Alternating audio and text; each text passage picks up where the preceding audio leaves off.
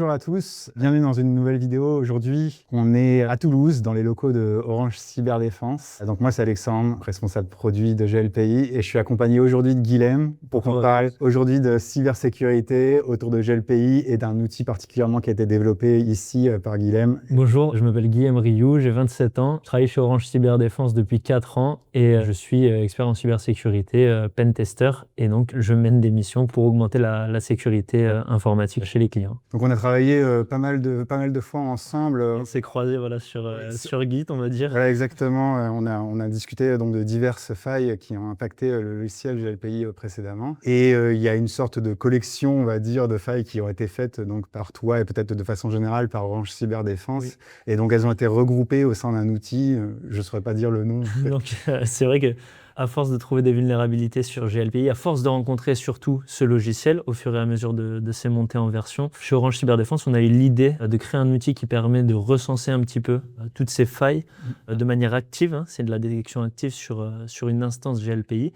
Et c'est une idée qu'on a eue. Donc on a créé un outil qui s'appelle GLPodMe et qui aujourd'hui est fait pour aider à la fois les pentesters qui vont auditer des réseaux et des instances GLPI et aussi pour aider potentiellement des personnes, des entreprises qui auraient installé ce logiciel et qui voudraient savoir si leur configuration et leur version du logiciel est vulnérable à certaines failles qui ont été découvertes par n'importe qui, pas que Orange Cyberdéfense. Donc l'outil regroupe plusieurs vulnérabilités, mais c'est vrai qu'il y a une majorité de vulnérabilités remontées par Orange Cyberdéfense dans cet outil.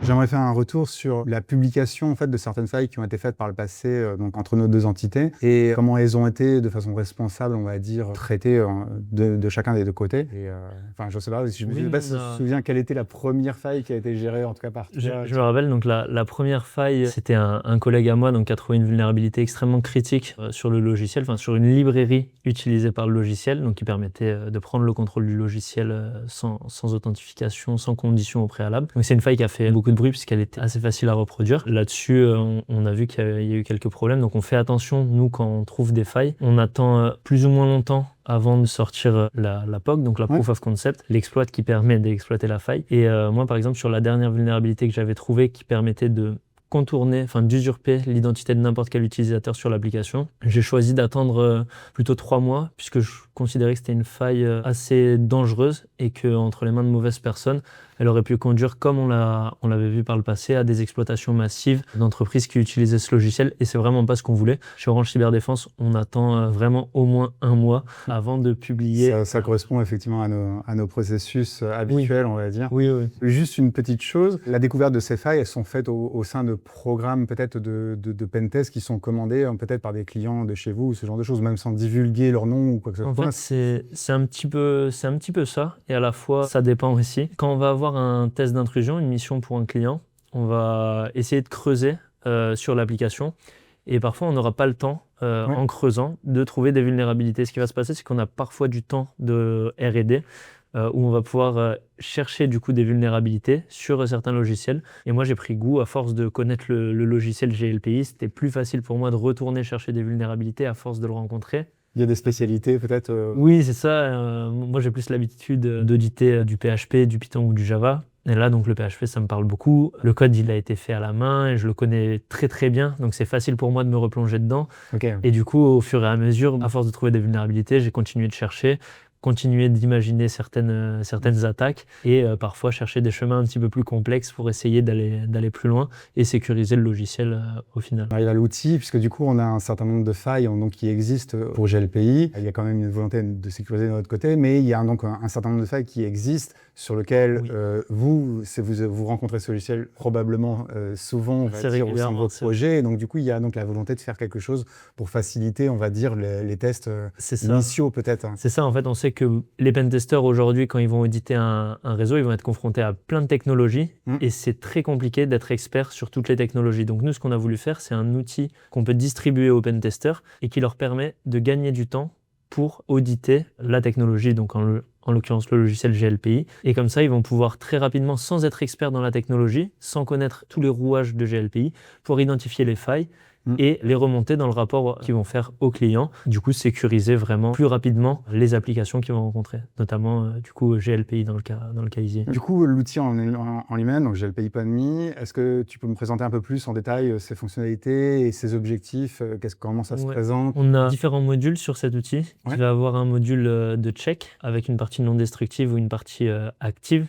Qui peut potentiellement faire de la modification de données. Donc ça, c'est une option à rajouter. Mais en fait, on va vraiment avoir cette partie de check où l'outil va essayer d'identifier les vulnérabilités. Il va le faire via différentes manières. Et en fait, ce qui va se passer, c'est qu'il va remonter les vulnérabilités qui ne sont pas présentes sur le logiciel, celles qui le sont potentiellement, mais qu'il n'a pas pu vérifier, et celles qui le sont sûres à 100%. Juste une petite parenthèse, d'un point de vue technique, je veux dire, on a des failles, par exemple, qui sont des injections SQL qui ont été faites dans le passé. Et certaines, elles sont basées sur, du coup, la vérification, elle doit se faire en faisant une injection de données. Comment tu peux Exactement. Du coup, ça peut pas c'est forcément destructif, ou en tout cas, ça va polluer forcément la base qui va être Exactement. Ce que l'outil va faire, c'est qu'il va injecter une payload en base qui va ralentir l'application, en fait, qui va faire dormir l'application pour rallonger le temps de réponse. Il va attendre un certain délai et voir si la réponse est parvenue dans ce temps de délai. Si oui, il va valider que l'injection SQL a fonctionné et ensuite il va nettoyer la base de données en réutilisant l'injection SQL pour nettoyer ce qu'il a pollué en fait, pour remettre à zéro.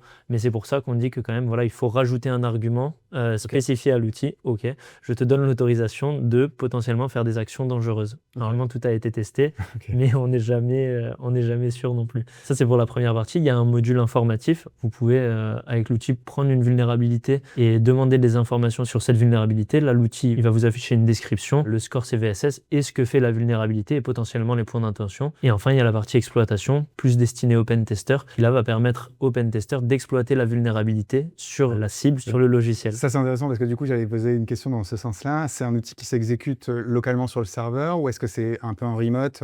On peut mettre, ou est-ce qu'on peut cibler peut-être plusieurs serveurs en même temps? C'est une bonne question. Alors, c'est un outil, on va lui donner vraiment un serveur à attaquer. Il va s'exécuter depuis le PC du pentester et il va attaquer le logiciel à distance via du trafic HTTP, HTTPS. Ça fonctionne à distance, cet outil. Donc, c'est utilisé au sein de l'Orange Cyberdéfense, mais je veux dire, n'importe quelle entreprise peut s'en emparer et peut-être exploiter, qui voudrait vérifier peut-être son ou ses GLPI, peut-être, ou ce genre de choses. Oui. Là, si aujourd'hui une entreprise utilise un GLPI et qu'elle hésite à prioriser, par exemple, la migration en version de son GLPI, cet outil va pouvoir lui donner les informations sur OK, aujourd'hui, qu'est-ce que je risque si un attaquant vient essayer d'attaquer mon GLPI? Il va pouvoir utiliser l'outil, avoir une liste très concrète des vulnérabilités présentes sur l'outil, potentiellement tenter d'exploiter ces vulnérabilités.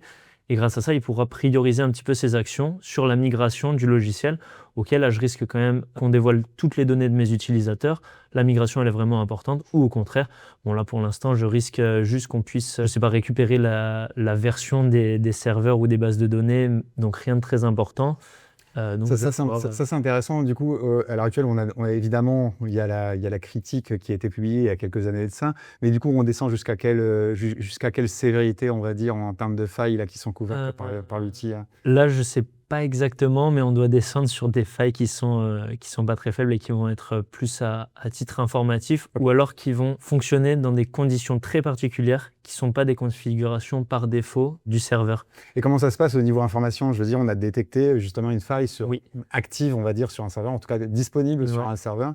Est-ce qu'on a le numéro ou est-ce qu'il y a un texte explicatif? Est-ce qu'on renvoie vers autre part, je veux dire, peut-être vers le POC ou des explications plus détaillées sur la faille? En fait, quand on va demander des informations sur la faille en question, on va obtenir toute une description sur les fonctionnalités de la faille, vraiment du détail qu'il a trouvé aussi, ainsi que son score CVSS. Mais après, on n'aura pas plus d'informations que ça. Après, on a le numéro de CVE de la faille. Grâce à ça, on peut aller chercher dans les bases de données en ligne pour récupérer plus d'informations. J'ai dû l'utiliser. C'est un modèle, peu importe. Pour rebondir un peu sur tout ça, donc l'outil de façon générale et la découverte de failles d'Orange Cyberdéfense sur le logiciel GLPI. De notre côté, nous on considère ça comme une chance. C'est quoi un peu ton point de vue là-dessus? C'est vrai que c'est un petit peu un atout cet outil. Nous chez Orange Cyberdéfense, quand on va remonter une vulnérabilité, on va essayer de rester dans des échanges confidentiels avec l'éditeur pour vraiment que lui ait les détails avant tout le monde et qu'elle ne soit pas exploitée. Je me demandais comment ça se passe chez vous lorsque vous recevez une vulnérabilité. Aujourd'hui, si moi je publie une vulnérabilité, par exemple critique, comment vous allez la traiter et comment vous allez protéger Alors déjà, on a un espace dédié, on va dire, donc sur GitHub. Et donc, on essaie distinct, on va dire, des demandes de fonctionnalités et des bugs classiques, sur lequel on va avoir un échange qui est complètement privé. Donc, c'est vraiment sur une toute petite partie de l'équipe de développement et donc le chercheur en face donc, qui ont accès à cette partie-là. Et souvent, on déplace la description de la faille dans un commentaire parce que dans GitHub, par exemple, la CVE va être publiée avec la description initiale, quoi. Donc ça, c'est la première étape qu'on fait, c'est qu'on déplace le... Et tous les développeurs n'ont pas accès à la vulnérabilité. Chez nous, ça nécessite une certaine expérience avec l'outil et on va dire l'expérience de faille passée ou ce genre de choses qu'il faut vérifier systématiquement. On peut bouger un petit peu sur le score, sur la sévérité. Souvent, l'estimation, on va dire, de l'importance d'une faille, elle demande quand même une certaine expérience avec le logiciel et on va dire de l'environnement client, quoi. On a 3 types d'acteurs, on va dire, qui vont être impactés par cette sévérité. Et donc, il y a une sorte de communication. Donc, il y a le chercheur qui, de son côté, donc il publie donc un pré-score, une estimation, on va dire, de cette sévérité en fonction de son impact. Voilà, ça reste son point de vue à lui. Exactement. Donc ça peut parfois être... Ouais, mais la plupart du temps, en tout cas de votre côté, on est rarement embêté à requalifier ou ce genre de choses. Mais c'est mieux depuis certains temps. On a des rapports de meilleure qualité de ce point de vue-là, en tout cas. Et ensuite, donc, le deuxième acteur, évidemment, c'est les utilisateurs de GLPI qui doivent être alertés, on va dire, des failles critiques ou moins importantes ou ce genre de choses et faire une estimation de leur côté aussi de s'ils doivent patcher rapidement ou pas, etc., quoi. Et comment vous faites pour les prévenir, ces utilisateurs ou dans quel délai peut-être? Parce qu'il faut quand même vérifier que la vulnérabilité soit... Alors déjà, oui, on vérifie qu'elle est valide parce que du coup, on a quand même pas mal de faux positifs qui remontent aussi. Enfin, on a un volume qui est gérable, hein, mais on doit vérifier la validité. Ensuite, nous, on commence à travailler sur un premier correctif et souvent, la plupart du temps, on le fournit donc aux chercheurs et on essaie de valider ensemble. Est-ce que c'est suffisant? Est-ce que ça corrige la faille, etc., etc. Enfin, tu as dû en recevoir quelques-unes et on essaie de faire donc un premier correctif un peu brouillon, ce genre de choses, et puis après on va l'étendre pour vérifier que ça fonctionne partout. On va le tester nous sur nos environnements de test et de production quand on arrive proche, on va dire, d'une release. Donc on essaie d'agréger un petit peu les releases avec plusieurs failles. Enfin, s'il y en a une vraiment critique, ça va accélérer un peu le processus. Mais on essaie d'agréger un petit peu certaines failles ensemble. On a souvent un cycle de 3 semaines à 1 mois de release pour version de correctif. Et donc voilà, à partir de ce moment-là, donc la version est disponible. Nous, on fait juste une news associée avec le changelog pour dire il y a ces failles-là avec les CVE-ID qui sont associés et les sévérités associées, c'est moyen, c'est critique, etc., etc. Et ensuite, on passe, on va dire, dans le cycle post-publication. Il va y avoir une période de non-divulgation qui va être, souvent, qu'il y a un accord tacite entre vous, par exemple, et nous, de notre côté. Souvent, on s'accorde sur les plus critiques sur 1 mois, voire plus. Je crois qu'on a parlé, de 3 mois, je crois. Mais c'est vrai que nous, même quand l'éditeur a patché, on doit laisser le temps à tous les utilisateurs de l'application ou de la librairie en fonction de ce qu'on a trouvé. Mais là, dans ce cas de GLPI, donc tous les utilisateurs, on doit quand même leur laisser le temps. Et en fonction de la criticité de la faille, c'est vrai qu'on va essayer de leur laisser plus ou moins de temps parce qu'on sait que pour certains clients, ça peut être quand même assez compliqué parfois de monter en version certains logiciels, hein, notamment avec des dépendances sur, je sais pas, des plugins par exemple ou ce genre de choses. Il y avait eu le cas, moi j'avais déjà rencontré des clients qui avaient du mal à monter en version à cause du plugin Inventory qui était plus le même entre 10.06, 10.07, ce genre de choses. Oui, souvent il y a des clients qui ont effectivement des clients ou des utilisateurs d'ailleurs qui ont des dépendances fortes ou des contraintes fortes à faire vérifier pour valider une version. Mais en face, si on commence à publier des choses qui sont un peu critiques, ça... Voilà, il faut se dépêcher aussi de pouvoir monter. Donc du coup, oui, voilà. Donc il y a la période de non-divulgation où on essaye donc de pas publier de détails. De notre côté, d'ailleurs, on ne publie pas la CVE en elle-même avant 1 mois. On a un bouton sur GitHub qui nous dit publier cette CVE et en fait, ça reprend les champs de GitHub et ça les envoie sur NVD du coup. Et pour éviter qu'il y ait le moindre truc qui déborde, en gros qui leak, en gros, et du coup, on le fait 1 mois après. La plupart du temps, quoi. D'accord. Et après, pour prévenir du coup tous vos clients, en fait. Alors nous, il y a 2 façons de faire parce qu'on gère, on a 2 types d'installations. Il y a la partie cloud qui est gérée par nous, sur lequel on offre du GLPI en SaaS en direct. Donc là, j'imagine que vous patchez. On patch en avance la plupart du temps, même avant nous la release 1 ou 2 jours avant, du coup. Ah oui. On fait quelques tests sur notre propre support et sur notre propre inventaire qui est en GLPI. Est-ce que vous utilisez GLPI? Voilà, on utilise GLPI, donc du coup, s'il y a des trucs qui cassent ou ce genre de choses, on a souvent 1 semaine avant on a testé en fait en production en fait nos propres patchs pour être sûr qu'on casse rien. D'accord. Votre cloud, il est toujours à jour à la dernière version pour tous les utilisateurs et en fait, ils sont toujours tous sur la dernière version. Sur les versions mineures, toujours, quoi qu'il arrive. Et on avance, du coup. Ok.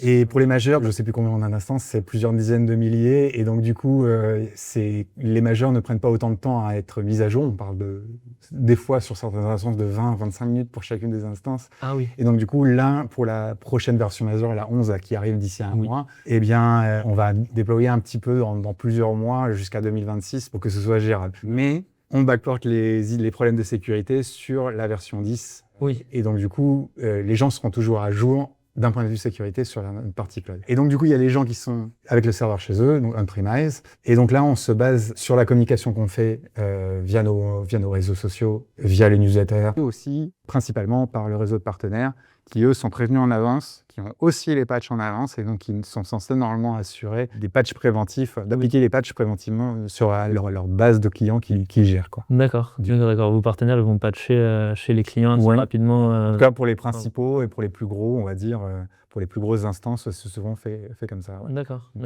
Et puis après, du coup, on a souvent un post-mortem s'il y a nécessité, parce qu'on a parlé de la première qui a été découverte.